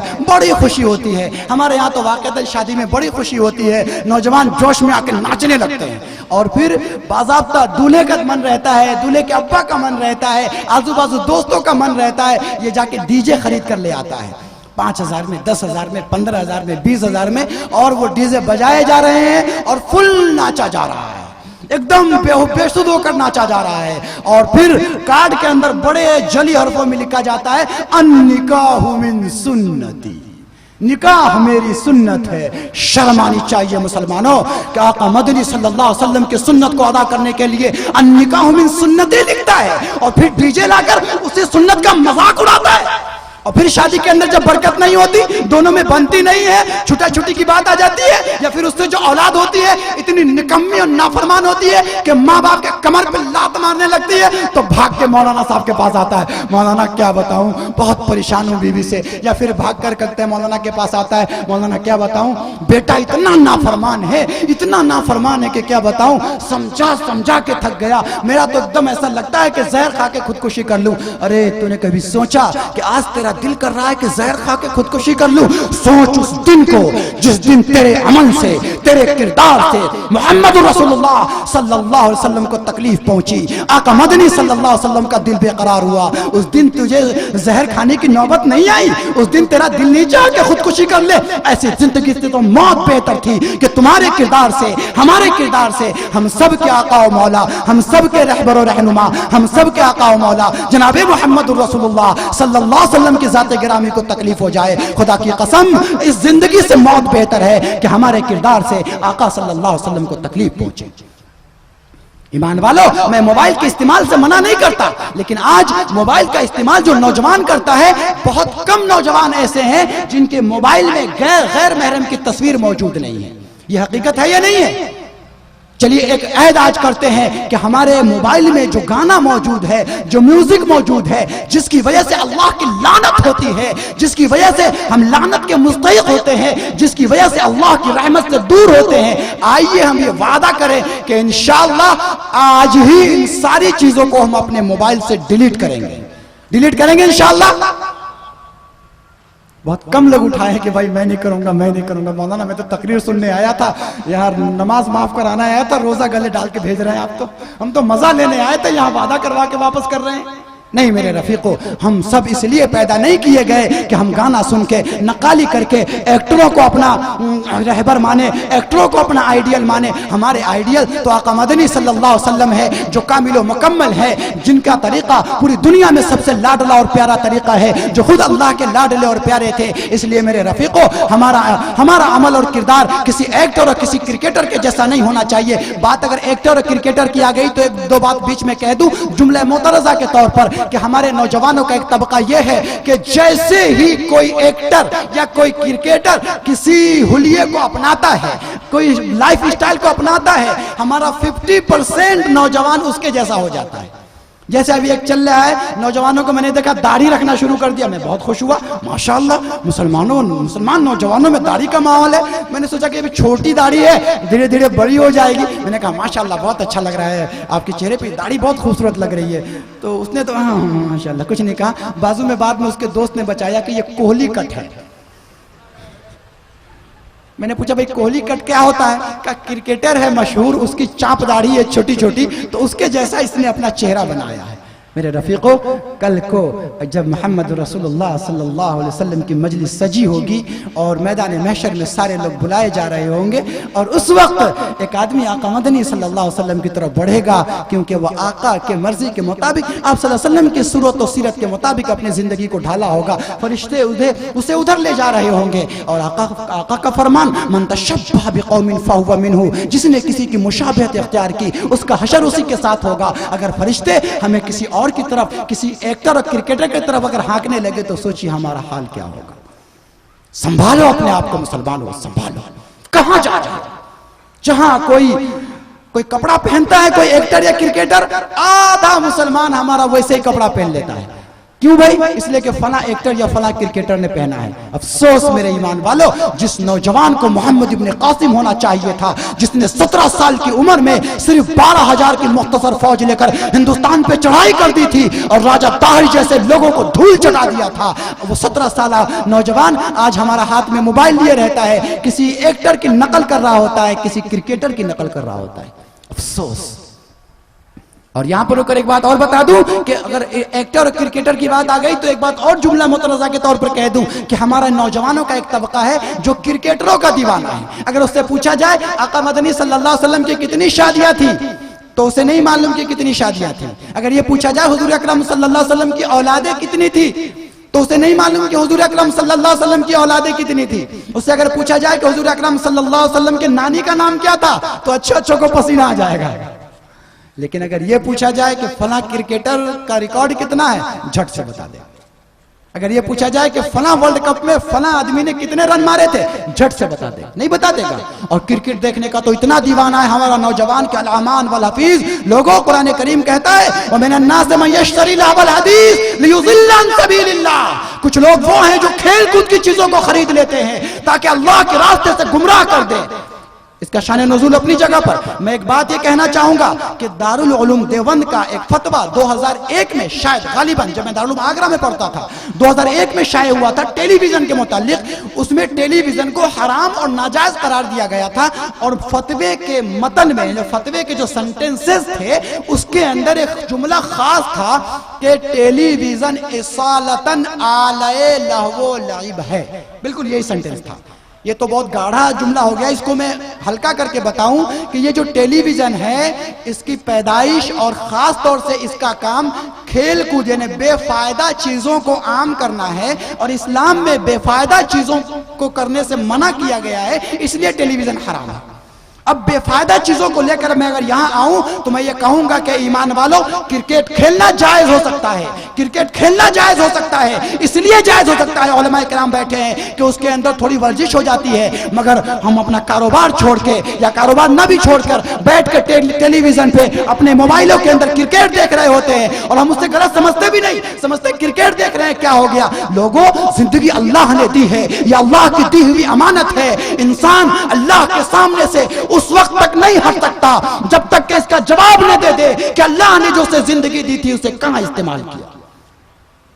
آج ہمارے نوجوانوں کا ایک بڑا طبقہ کرکٹروں کا دیوانہ ہے، کرکٹ دیکھنے کے لیے اپنے کام چھوڑ دیتا ہے، نمازیں چھوڑ کر کرکٹ دیکھ رہا ہوتا ہے۔ میرے رفیقوں، دیکھنا کھیلنا اگر کسی صورت میں جائز ہے، کھیل پر کوئی پابندی نہیں لگائی جا سکتی، جسمانی ورزش بھی ہوتی ہے، مگر دیکھنا یہ اصالتاً اپنے وقت کا ضیاع ہے، اپنے وقت کو برباد کرنا ہے، اور اسلام نے ضیاء وقت کو حرام قرار دیا ہے۔ لہٰذا اگر اس آئین کو یہاں پر لایا جائے تو یہ کھیل دیکھنا بھی حرام قرار پائے گا۔ میں فتویٰ نہیں لگا رہا ہوں کہ یہاں تو یوٹیوب چل رہا ہے، معلوم ہوگا کہ بھائی مولانا شاکر صاحب نے فتویٰ لگا دیا حرام ہونے کا، کل ہو کے جو ہے آنا شروع ہو گیا میڈیا کے اندر ہنگامہ کہ اب تو بھائی لوگ کرکٹ پر بھی بولنا شروع کر دیا، اس بھی نہیں، یہ بھی نہیں دیکھنا کیا؟ میں یہ نہیں کہتا ہوں، میں یہ کہتا ہوں کہ ایمان والو، میں فتویٰ نہیں لگا رہا ہوں۔ اگر آپ خود سوچ کر دیکھیں تو آپ کے زندگی کا ایک ایک لمحہ قیمتی ہے۔ انسان کی زندگی میں سب سے قیمتی اگر کوئی چیز کوئی کسی کو دیتا ہے تو پارٹس آف لائف دیتا ہے۔ کسی کو پیسے دے دیجئے، فرق نہیں پڑتا، مال دے دیجئے، فرق نہیں پڑتا، زمین دے دیجئے، فرق نہیں پڑتا، یہ سب خرید سکتے ہیں، مگر کسی کے ساتھ اگر 5 منٹ گزارتے ہیں تو آپ نے اس کو اپنا پارٹس آف لائف دیا ہے، زندگی کا حصہ دیا ہے، یہ آپ چاہ کے بھی واپس نہیں لے سکتے۔ اس لیے یہ زندگی اللہ کی امانت ہے، اسے کرکٹروں کے پیچھے اور ایکٹروں کے پیچھے نہ گزارو، تمہارے لیے تو آئیڈیل موجود ہے۔ آؤ حضرت زید کی طرح بنو، حضرت اسامہ کی طرح بنو، حضرت اقتصاد بن وقاص کی طرح بنو، حضرت خالد بن ولید کی طرح بنو، حضرت عمر فاروق کی طرح بنو، حضرت ابو بکر کی طرح بنو، علی مرتضیٰ کی طرح بنو، عثمان غنی کی طرح بنو۔ ایمان والو، صحابہ کی زندگی کو اپناؤ، دیکھو پوری دنیا تمہاری غلام نہ ہو جائے تو شاکر انور کا نام تبدیل کر دینا۔ تو بات چل رہی تھی کہ لوگوں، ایسا نہیں ہے کہ ہم جو ہاتھ میں موبائل لیے ہوئے ہیں، یہ موبائل صرف ہم ایک موبائل ہے، اس موبائل کے اندر اگر ہم نے گانے بھر رکھے ہیں، اس موبائل کے اندر اگر ہم نے فلمیں بھر رکھی ہے، اس موبائل سے اگر ہم میوزک سنتے ہیں تو یہی موبائل ہمیں جہنم کی طرف لے جانے کا راستہ بنتا ہے۔ آج تو بہت آسانی ہے، موبائل کے اندر قرآن کریم ڈاؤن لوڈ کیجئے، پڑھیے، ترجمہ کے ساتھ پڑھ سکتے ہیں، ہر زمان میں آپ کو ایپ دستیاب ہے، آپ ڈاؤن لوڈ کیجئے، اس سے صحیح طریقے سے فائدہ اٹھائیے۔ مگر ہمارا نوجوان نہیں، اس سے فلمیں ڈاؤن لوڈ کرے گا، اس سے گانے ڈاؤن لوڈ کرے گا، اس پر سیلفی لے گا اور سیلفی فیس بک پہ ڈالے گا۔ ارے ایمان والو، تم سیلفی لینے کے لیے پیدا کیے گئے ہو؟ تمہاری پیدائش تو دنیا پر حکومت کرنے کے لیے پیدا ہوئی ہے، تم اس لیے پیدا کیے گئے ہو کہ پوری دنیا کی مخلوقات تمہاری بادشاہت کو تسلیم کرے۔ تم وہ ہو جو اپنے آپ کو پہچانتے نہیں ہو، اپنے آپ کو پہچانو۔ آج تم اپنا سیلفی لیتے ہو، ڈالتے ہو، تم سیلفی لینے کے لیے نہیں، دنیا تمہاری سیلفی لینے کے لیے بنائی گئی تھی، مگر افسوس کہ تم نے اپنے مقام کو بھلا کر اپنی سیلفی خود فیس بک پر اور اس پہ ڈالنے شروع کر دی۔ رفیقو، آؤ ہم یہ وعدہ کریں کہ انشاءاللہ ہم اب نبی اکرم صلی اللہ علیہ وسلم کی حیات طیبہ کو اپنے لیے آئیڈیل نمونہ بنائیں گے، کسی کرکٹر کو نہیں، کسی فلمی ایکٹر کو نہیں۔ اور آج ہمارا معاملہ ایسا ہے کہ ہمارے بچے اسکولوں میں پڑھتے ہیں اور ہم مغربی تہذیب کے اتنے دیوانے ہو چکے کہ ایسے اسکولوں میں اپنے بچوں کا ایڈمیشن کراتے ہیں جہاں باضابطہ ڈانس کی تعلیم دی جاتی ہے۔ حقیقت ہے یا نہیں ہے؟ اور فخر سے کہتے ہیں کہ سینٹ ٹریسا میں میرا بیٹا پڑھتا ہے۔ ہمارے نسبتی بھائی ہیں شاہجہاں بھائی، وہ بھی کہتے ہیں سینٹ ٹریسا میں پڑھتا ہے، اور بچہ شاید ڈانس بھی سیکھتا ہوگا۔ اور ایسے ہی ہم کہتے ہیں دلی پبلک اسکول میں پڑھتا ہے، بچہ ڈانس بھی سیکھتا ہوگا، بچی بھی سیکھتی ہوگی، اور پھر اسٹیج شو ہوتا ہے، ماں باپ باضابطہ رشتہ داروں کو لے کر جاتے ہیں، کرسی لگا کر بیٹھتے ہیں اور یوں دیکھتے رہتے ہیں، اور بچہ ناچا، کیا مست ناچا میرا بچہ۔ شرم آنی چاہیے، اس بچے کو جہنم کی طرف دھکیلنے والا تو ہے۔ تیرے اوپر یہ ذمہ داری تھی کہ اس بچے کو سمجھاتا کہ تیری پیدائش کا مقصد یہ نہیں ہے کہ تو جانوروں کی طرح، کنجریوں کی طرح ناچے، بلکہ اللہ نے تجھے پیدائش لیے کیا ہے کہ محمد رسول اللہ کا پرچم لیتا، اپنے خون کا، جانوں کا نذرانہ اپنے ہتھیلی پہ لیتا، اور پوری دنیا کو یہ پیغام سناتا کہ لوگوں سنو، امن چاہتے ہو تو آقا کے پیغام میں ہے، دولت چاہتے ہو تو آقا کے پیغام میں ہے، عزت چاہتے ہو تو آقا کے پیغام میں ہے، حکومت چاہتے ہو تو آقا کے پیغام میں ہے۔ پوری دنیا کو محمد رسول اللہ صلی اللہ علیہ وسلم کا پیغام سناتا، مگر افسوس کہ تو نے اس فرائض کو چھوڑ کر اپنے بچے کو نچنیا بنانے کی سوچ لیا، اپنے بچے کو ڈانسر بنانے کی، انگریزی نام سنگر بنانے کی۔ تجھے شرم سے ڈوب مرنا چاہیے۔ یہی بچہ جب بڑا ہوگا اور ناچتے ناچتے ایک لات کمر پہ مارے گا تو بھاگ کے مولانا کے پاس آؤ گے، مولانا بچہ بڑا بدتمیز ہو گیا ہے، اب تو ہاتھ بھی چلانے لگا ہے، پیر بھی چلانے لگا۔ یہ وہ حقیقت ہے جس سے ہم جھوجتے ہیں، یہ وہ حقیقت ہے، یہ وہ سچائی ہے جو رات دن ہمارے سامنے منہ کھولے کھڑی ہے اور جس کا مقابلہ کرنے سے ہم کتراتے رہتے ہیں۔ آپ لوگ پریشان تو نہیں ہو رہے نا؟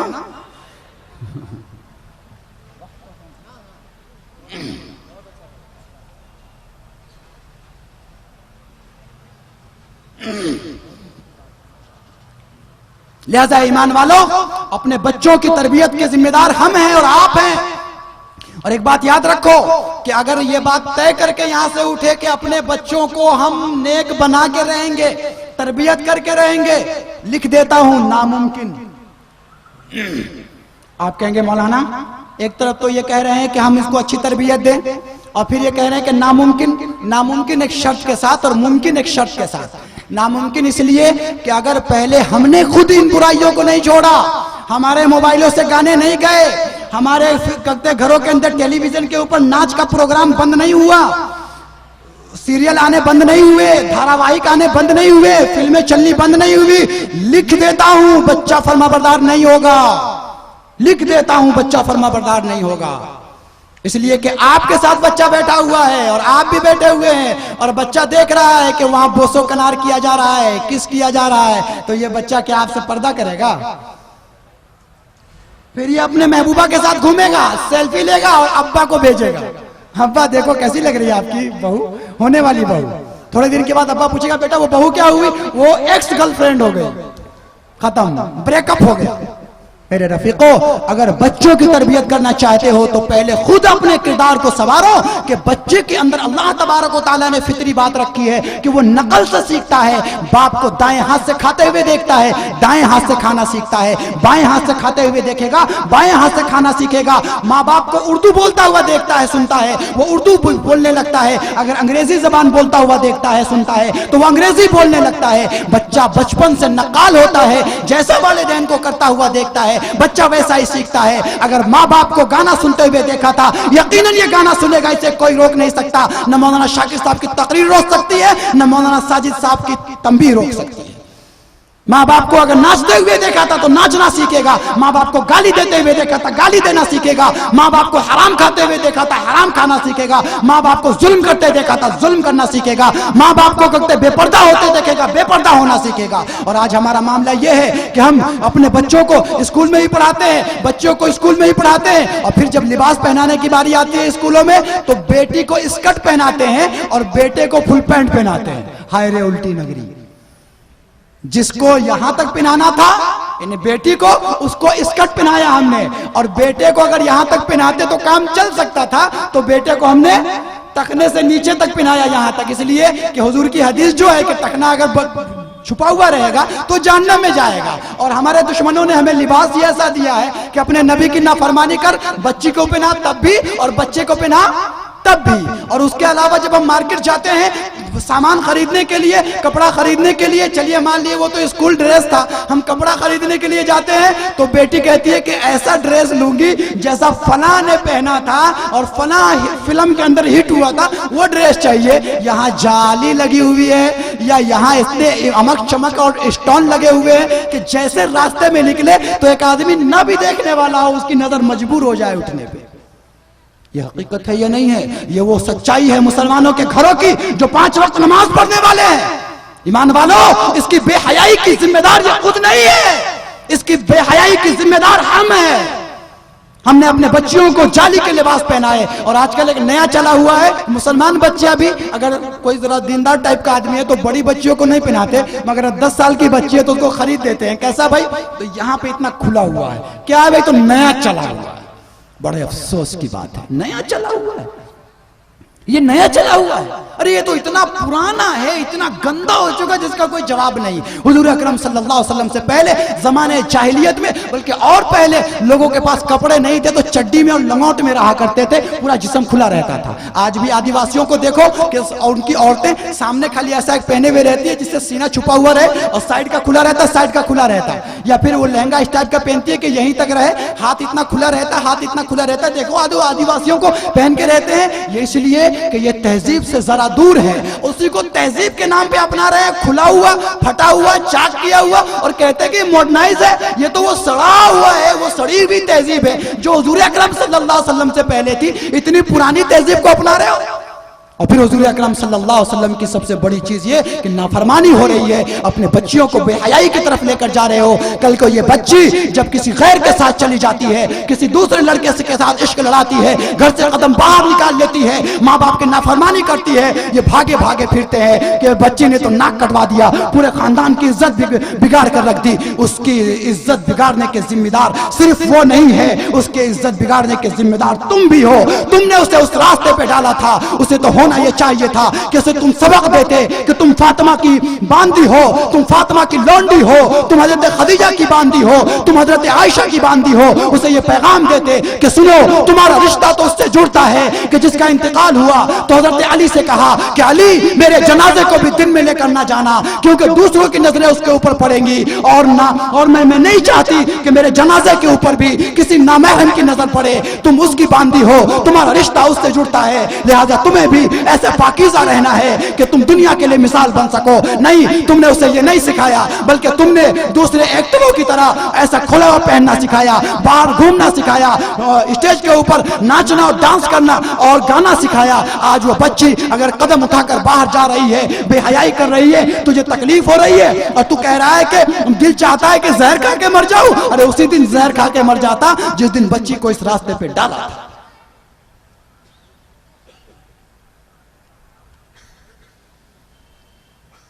میرے رفیقو، اس لیے یہ عہد کرو کہ انشاءاللہ ہم خود بھی سدھریں گے، ہم خود بھی اپنے آپ کو محمد رسول اللہ صلی اللہ علیہ وسلم کے لائے ہوئے سانچے میں ڈالیں گے اور اپنی اولاد کو بھی ڈالیں گے انشاءاللہ. ذرا زور سے بولیں. ایک دو باتیں مجھے اور کرنی ہیں. یہ تو ہمارے ان حالات کے حوالے سے تھی، لیکن ملکی حالات کے حوالے سے ایسا نہیں ہے کہ میں اگر کہتا ہوں کہ ہم اپنے عمل کی وجہ سے ذمہ دار ہیں تو وہ کرنے والے صحیح ہیں. میں ان کی بھی خبر لیا کرتا ہوں، اور اصل موضوع میرا یہی حالات حاضرہ ہے.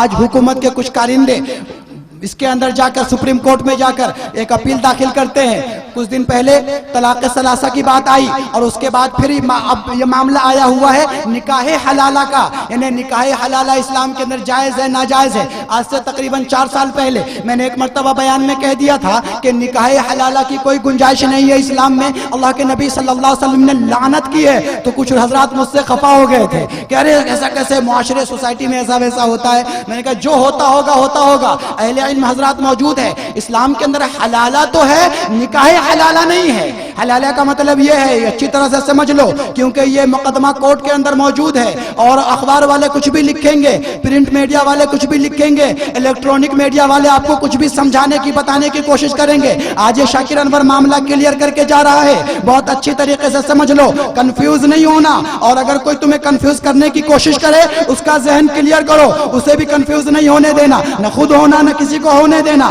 سنو، حلالہ کیا ہے؟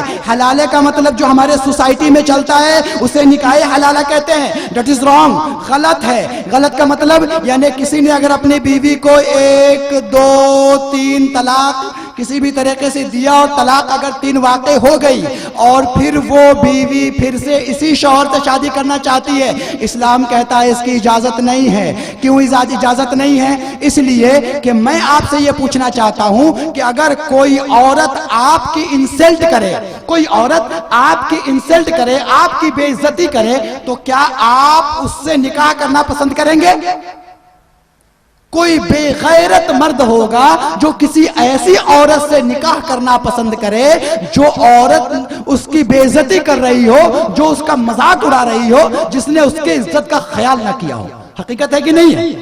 یہاں اگر اپنی بیوی تھوڑی بے عزتی پہ اتر آئے تو آستین چڑھا لیتے. بڑا بزدل سے بزدل شوہر بھی اگر بیوی بے عزتی پہ اتر آئی ہے تو آستین چڑھا لیتا. اس وقت ذرا سا اس کی مردانگی جاگ جاتی. ایسے ہی اسلام نے یہ اختیار دیا ہے کہ اگر کوئی مرد کسی عورت کی بے عزتی کر دے تو یہ عورت بھی اس کی نکاح میں دوبارہ نہ جائے. اگر وہ مرد دوبارہ اس لینا بھی چاہے اپنے نکاح میں، اسلام نے اس دروازے کو بند کر دیا ہے. اسلام نے کہا کہ 3 طلاق ایک ساتھ دے دینا یا 3 طلاق دے دینا یہ عورت کی بے عزتی ہے. اسلام نے 1 طلاق کا راستہ رکھا، 2 طلاق کا راستہ رکھا. اس کو اپناتے یہ عزت کے ساتھ عورت کو یہ طلاقیں دیتے. لیکن اگر 3 طلاق ایک ساتھ دے دیے ہم نے کسی نے تو یہ گویا عورت کی انسلٹ کر دی، ہم نے عورت کی بے عزتی کر دی. اسلام اس عورت کو یہ حکم دیتا ہے کہ اس مرد نے، اس کہتے ہیں آدمی نے تمہاری بے عزتی کی ہے، لہٰذا اب تم اس کو اکیلا چھوڑ دو، اللہ نے دنیا بڑی وسیع رکھی ہے، نئے سرے سے زندگی کا آغاز کرو۔ اب یہ اس کی نکاح میں واپس نہیں آ سکتی۔ ہاں ایک آپشن یہ ہے کہ اللہ نے اسے اجازت دے دی، اس نے نئی زندگی کا آغاز کر لیا، اور آغاز کر لینے کے بعد کچھ دن کے بعد وہ جو دوسرا شوہر تھا اس کا انتقال ہو گیا، یا اتفاق سے اس سے نہیں بن سکی، دونوں کا مزاج نہیں بن سکا اور اس سے بھی طلاق ہو گئی۔ اب یہ جو ہے غلطی مان رہا تھا کہ بھائی مجھ سے غلطی ہو گئی، میں نے آپ کی بے عزتی کر دی، یعنی 3 طلاق دے دی، تو اب اگر اس کی نکاح میں آنا چاہے تو نکاح میں آ سکتی ہے۔ یہ آدمی نکاح کرنا چاہے تو کر سکتا ہے۔ یہ ایسا اس لیے کہ اس آدمی کو یہ اہمیت معلوم ہو جائے کہ ہم کبھی بھی اس کو دھکیل کے واپس نہیں لا سکتے، کیونکہ ایک چیز کو اگر گھر سے باہر نکالو اور پھر وہ اپنے ہاتھ میں آ جائے تو پھر اس کی اہمیت کا اندازہ نہیں ہوگا۔ ایک چیز کو ہم نے اسے چھوڑا اور ہاتھ سے چلی گئی، اور پھر ہمیں مدتوں بعد مشکلوں سے اگر پھر وہ چیز ملتی ہے تو اس کی اہمیت اور اس کی قدر ہوگی۔ تو اسلام نے کہا کہ اگر کوئی اپنی بیوی کو 3 طلاق دے دے تو یہ عورت جو عزت دار تھی اس کی اس نے انسلٹ کر دی ہے، اس کی اس نے بے عزتی کر دی ہے، اس لیے اب اس کے نکاح میں نہیں آئے گی۔ اب وہ کسی دوسرے سے نکاح کر کے شادی کر کے نئے سرے سے زندگی گزارے، لیکن اگر اس سے زندگی نہ نبھ سکے اور وہاں طلاق ہو جائے یا اس کا انتقال ہو جائے، اب یہ آدمی غلطی مانے تو اس کی نکاح میں آ سکتی ہے۔ یہ ہے حلالہ، یہ جائز ہے اسلام میں۔ یہ حلالہ، یہ جائز ہے اسلام میں۔ حلالہ کا مطلب سمجھ گئے آپ؟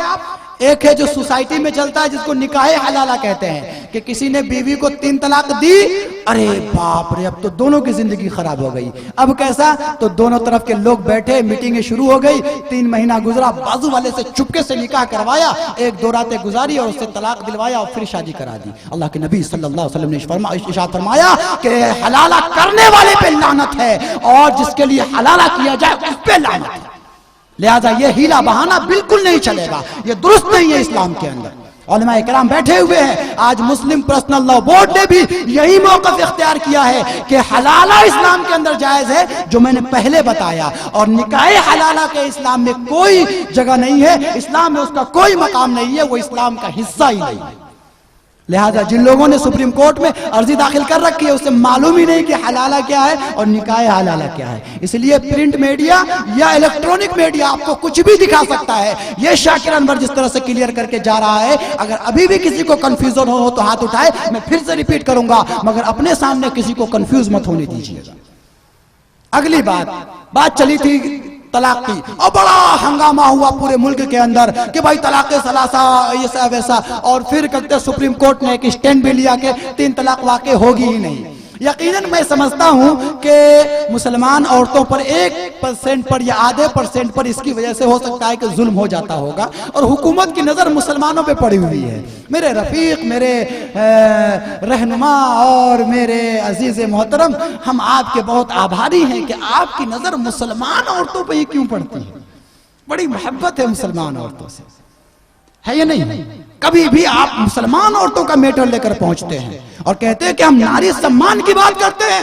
میں حکومت وقت سے پوچھنا چاہتا ہوں اور پرائم منسٹر کو یہ پیغام دینا چاہتا ہوں، یوٹیوب کا چینل چل رہا ہے اس لیے میں یہ بات دہرا دوں کہ اگر آپ ناری سمان کی بات کرتے ہیں تو سب سے پہلے ہندوستان کے اندر سمان کی مستحق وہ عورتیں ہیں جو کوٹھوں کے اوپر اپنی زندگی گزارنے پر مجبور ہے، جن کی دیہ کا دھندا کیا جا رہا ہے، جن کے جسموں سے پیسے کمائے جا رہے ہیں۔ وہ پرانا زمانہ جب انسانوں کو مالوں کی طرح بیچا جاتا تھا، آج ہندوستان کے اندر باضابطہ وہ زمانہ لوٹا ہوا ہے کہ آج ہندوستان کی بیٹیاں کوٹھوں کے اوپر چند ٹکوں کے لیے، چند روپیوں کے لیے اپنے جسم کو بیچنے پر مجبور ہے۔ آج کوٹھوں پہ دھندا چل رہا ہے، لاکھوں ہندوستان کی بیٹیاں وہاں پہ زندگی گزارنے پر مجبور ہے، اور آپ کی حکومت اسے لائسنس دیتی ہے کوٹھا چلانے کی۔ میرے محترم حکومت کے لوگوں اور پرائم منسٹر صاحب، اگر آپ واقعی ناری سمان کی بات کرتے ہیں تو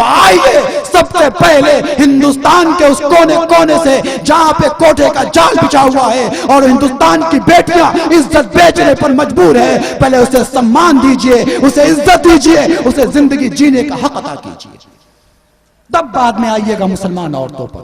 اور آگے بڑھ کر بتاؤں، یہی نہیں، اس سے ہٹ کے برندوان میں تقریباً 20,000 हजारों की तादाद में हमारी हिंदू बहनें जिंदगी और मौत की जिंदगी जीती हैं, जिनकी जिंदगी अजाब बनी हुई है, जिनको खाना सही से नहीं मिलता, जिनका यौन शोषण किया जाता है। मैं हुकूमत वक्त से यह अपील करता हूं कि अगर आप नारी सम्मान की बात करते हैं, पहले उन लोगों को सम्मान दो जो वृंदावन के अंदर जिंदगी और मौत के बीच जिंदगी गुजार रही है, तब बाद में मुसलमान औरतों पे आइए। आपको मुसलमान औरतों की तकलीफ बहुत जल्दी समझ में आती है और ये सारी तकलीफें समझ में नहीं आती।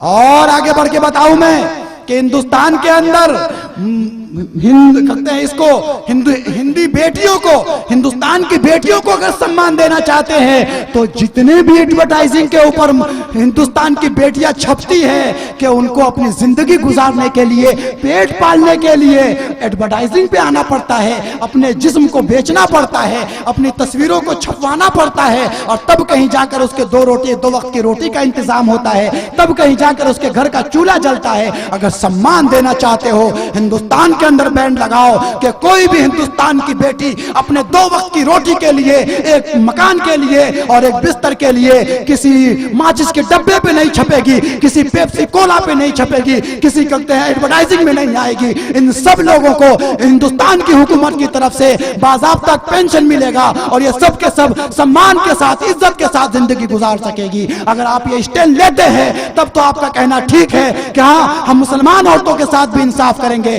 लेकिन अगर आप कोठों पे जीने वाली हिंदुस्तान की बेटियों के साथ इंसाफ नहीं कर सकते, अगर आप कहते हैं वृंदावन की हिंदू बहनों के साथ इंसाफ नहीं कर सकते, अगर आप एडवर्टाइजिंग में छपने वाली बेटियों के साथ इंसाफ नहीं कर सकते, तो फिर आपके ये आंसू मुसलमान औरतों के बारे में मगरमच्छ के आंसू समझे जाएंगे। हम कैसे मान लेंगे कि आप मुसलमान औरतों को इंसाफ और सम्मान देना चाहते हैं?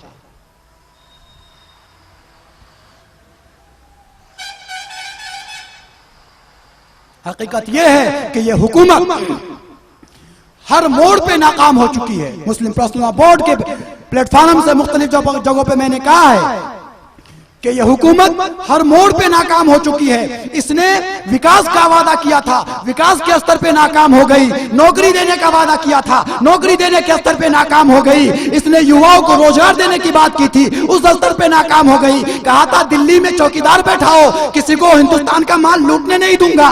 सब लूट कर, नीरव मोदी लूट कर लेकर गया, विजय माल्या लूट कर लेकर गया और कई लोग लूट कर लेकर गए। ये इस मुद्दे में नाकाम हो चुके, इन सारे मुद्दों में नाकाम हो चुके हैं। इसने कहा था कि यहाँ की करेंसी बढ़ाऊंगा, नोटबंदी करके करेंसी को नीचे डाउन कर दिया। इसने कहा था कि मैं तालीम को बढ़ाऊंगा, इसने तालीम का सत्यानाश करके रख दिया। ये हर मुद्दे पे नाकाम हो चुकी है। लिहाजा देशवासियों, मुसलमानों, हिंदुओं, सिखों, ईसाइयों, जो मेरी आवाज इस चैनल के हवाले से सुन रहे हो, तुम सुनो, ये आवाज है मेरी नहीं, ये हिंदुस्तान की आवाज है कि ये हुकूमत इन सारे मुद्दों पे नाकाम हो चुकी। इसलिए ये तुम्हें तलाक में उलझाना चाहती है, ये तुम्हें हलाला में उलझाना चाहती है, ये तुम्हें गाय में उलझाना चाहती है, ये तुम्हें कहते हैं गाय मूत्र में उलझाना चाहती है, ये तुम्हें हिंदू मुसलमान में उलझाना चाहती है, ये तुम्हें कट्टरपंथी पे लाके तुम्हारा वोट होना चाहती है। लिहाजा तुम्हारा ये हक है कि आने वाले वक्त में इससे हिसाब पूछो कि मेरा विकास कहाँ है। इससे पूछो कि हिंदुस्तान का जो वो स्तर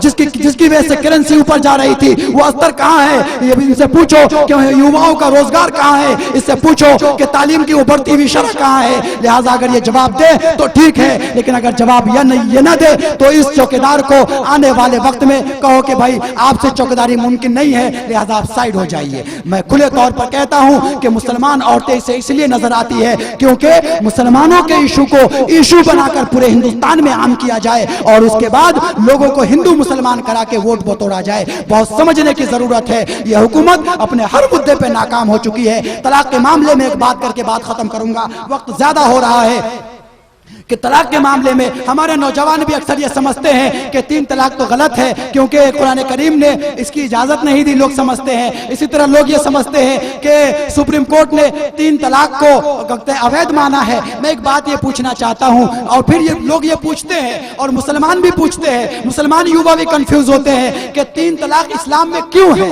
जब मना किया गया, जब इनकार किया गया, पसंदीदा नहीं है, एक चीज जब सही नहीं है उसका ऑर्डर अल्लाह कैसे दे सकता सकता है। मैं एक छोटी सी मिसाल से, मैंने कहते हैं वहाँ मुजाहिदपुर में भी इसको क्लियर किया था, एक छोटी मिसाल देकर बात क्लियर कर दूं, आपको बात समझ में आ जाएगी, क्योंकि यहाँ के सारे लोग वहाँ मौजूद नहीं होंगे और खास तौर से यूट्यूब के हवाले से ये पैगाम करोड़ों लोगों तक पहुंचेगा कि मेरे रफीको, एक आदमी एक घर बनाता है और करोड़ों रुपया उसमें खर्च करता है, करता है नहीं करता है? अल्लाह ने जिसको दिया है कई करोड़ खर्च करता है, नहीं करता है? एक आदमी घर बनाता है, करोड़ों रुपया खर्च करता है, और खर्च करने के बाद अगर मैं ये पूछूं कि उस घर के अंदर लेटरिन ना बनाए, टॉयलेट ना बनाए, तो घर कंप्लीट होगा अनकंप्लीट होगा? बोलिए, अनकंप्लीट होगा, यानी कंप्लीट नहीं होगा, वो घर अधूरा होगा।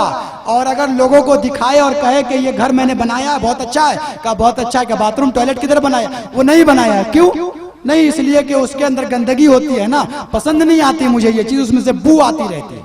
अच्छा, कोई ऐसा आदमी भी है जो टॉयलेट ही में बैठा रहना पसंद करता है, वहां बहुत मजा आता है उसको? कोई अगर ऐसा हो तो हाथ उठाए, देखो जरा। जाहिर बात है कि ऐसा कोई भी आदमी नहीं होगा जिसको टॉयलेट में बैठना पसंद हो, यानी खाली टाइम वहीं गुजारता हो, मैगजीन वहीं पढ़ता हो, मोबाइल वहीं देखता हो, ये किसी को भी पसंद, वहीं सोया रहता हो, किसी को पसंद नहीं है। करोड़ों रुपए का घर बनाता है मगर उसके अंदर टॉयलेट जरूर बनाता है। क्यों बनाता है? इसलिए कि टॉयलेट नापसंदीदा है, मगर घर के कंप्लीट होने के लिए ये जरूरी है कि उस घर के अंदर टॉयलेट भी हो। हकीकत है ना? अच्छा, घर से हटते हैं, मस्जिद इबादत की जगह है या पखाना करने की जगह है? नऊजुबिल्लाहि मिन ज़ालिक, इबादत की जगह है। अगर हिंदू भाइयों से पूछा जाए, क्योंकि उनको भी समझाना है यह मामला, और दूसरे कहते मजहब वालों से भी पूछा जाए, उनको भी समझाना है यह मामला कि गिरजाघर के अंदर और यह कहते हैं मंदिर के अंदर आप अपने जिसको खुदा मानते हैं, आप जिसको आप भगवान मानते हैं, उसकी पूजा करने जाते हैं, इबादत करने जाते हैं, या लेटरिन करने जाएंगे? जाहिर बात है कि इबादत करने जाते हैं, लेकिन क्या गिरजाघर में टॉयलेट नहीं बनाए जाते? क्या मंदिर में लेटरिन नहीं बनाए जाते बाजू में? क्या मस्जिद के अंदर लेटरिन नहीं बनाए जाते? और अगर कोई मुसलमानों से कहे कि हम लेटरिन बनने नहीं देंगे मस्जिद में, क्यों? इसलिए नहीं बनने देंगे कि तो इबादत की जगह, यहाँ गंदगी क्यों फैला रहे हो? तो मुसलमान खड़े हो जाएंगे कि हम गर्दन कटा देंगे मगर लेटरिन यही बनना है या नहीं? ऐसे ही अगर हिंदू भाइयों से कहा जाए कि मंदिर में लेटरिन ना बनाओ, तो लड़ने को तैयार हो जाएंगे कि भाई जो लोग आएंगे यहाँ तो वो जाएंगे कहाँ? ऐसे ही अगर ईसाइयों से कहा जाए कि भाई तुम ना बनाओ चर्च के पास लेटरिन, तो कहेंगे भाई लोग आएंगे यहाँ तो जाएंगे कहाँ? सिखों से कहा जाए कि गिरजाघर में न बनाओ बाजू में, तो क्या लोग आएंगे यहाँ तो जाएंगे कहाँ? मालूम यह हुआ कि एक इबादत खाने के कंप्लीट होने के लिए, एक घर के कंप्लीट होने के लिए, जहाँ हजारों और करोड़ों रुपए लगे हुए हैं और टाइल्स और शीशे लगे हुए हैं, उसके कंप्लीट होने के लिए एक नापसंदीदा चीज जिसे टॉयलेट कहते हैं, जहाँ इंसान मजबूरी की हालत में जाता है, जरूरत पड़ने पे जाता है, वो टॉयलेट का होना भी जरूरी है। ऐसे ही इस्लाम चूंकि एक दीन मुकम्मल दीन है और अल्लाह तबारक व तआला ने सिर्फ और सिर्फ इस्लाम को जो सर्टिफिकेट दिया है, अल-यौमा अकमलतु लकुम दीनकुम व अतममतु अलैकुम निअमती व रज़ीतु लकुमुल इस्लाम दीना। ए नबी सल्लल्लाहु अलैहि वसल्लम, हमने आपके लिए इस दीन को मुकम्मल कर दिया है। ये दीन इस्लाम मुकम्मल दीन है, लिहाजा इस दीन, इस मजहब के कंप्लीट होने के लिए ये जो 3 तलाक है ये भी टॉयलेट की तरह जरूरी है। लिहाजा ये सवाल कि जब ये अल्लाह को नापसंदीदा है, इसका ऑर्डर क्यों दिया गया, ये गलत है। और लॉजिकली भी ये बात समझ में आती है कि आप ये बताइए कि एक आदमी लंदन में रहता है और एक आदमी जापान में रहता है, दोनों का फेसबुक के ऊपर ट्रम हो जाता है और दोनों शादी कर लेते हैं, और फिर उसके बाद दोनों की नहीं निभती, इसलिए नहीं निभती कि दोनों अलग अलग सोसाइटी से बिलोंग करते हैं, और फिर दोनों की जिंदगी अजाब होने लगती है। तो क्या आप उनको अलग होने का रास्ता नहीं देंगे? कहेंगे कि शादी किया तो झेला पूरी जिंदगी, मर इसके साथ? नहीं, इस बच्ची को भी एक नई जिंदगी गुजारने का मौका फराहम करेंगे, और इस बच्चे को भी इस्लाम ने उसी का नाम तलाक रखा है। ईमान वालों, मैंने 2-3 बातें कही। एक तो हुकूमत तक हमारा ये पैगाम पहुंचे कि आप मुसलमान औरतों की फिक्र ना करें। हिंदुस्तान के अंदर हजारों नहीं लाखों बेटियां ऐसी हैं जिसको सम्मान दिया जाना है, जो आपके सम्मान के इंतजार में कोठों पे जिंदगी गुजार रही है, और वृंदावन में जिंदगी गुजार रही है, और गुजरात में भाभी जिंदगी गुजार रही है। इन सब लोगों को आप इंसाफ दो। और उसके अलावा कहते हैं, मैं अपने मुसलमानों को यह पैगाम देना चाहूंगा कि ईमान वालों, तुम अगर اگر دنیا میں کامیاب ہونا چاہتے ہو, ذلتوں سے نکلنا چاہتے ہو, موب لنچنگ سے بچنا چاہتے ہو, محمد رسول اللہ صلی اللہ علیہ وسلم کی سیرت پاک کو اپنا لو. اگر تم نے آقا مدنی صلی اللہ علیہ وسلم کی سیرت پاک سے اپنی زندگی کو مزین کر لیا, خدا کی قسم تمہارا دشمن تمہارے پیر نہ پکڑنے لگے تو محمد شاکر انور کا نام بدل دینا. وآخر دعوانا الحمدللہ رب العالمین.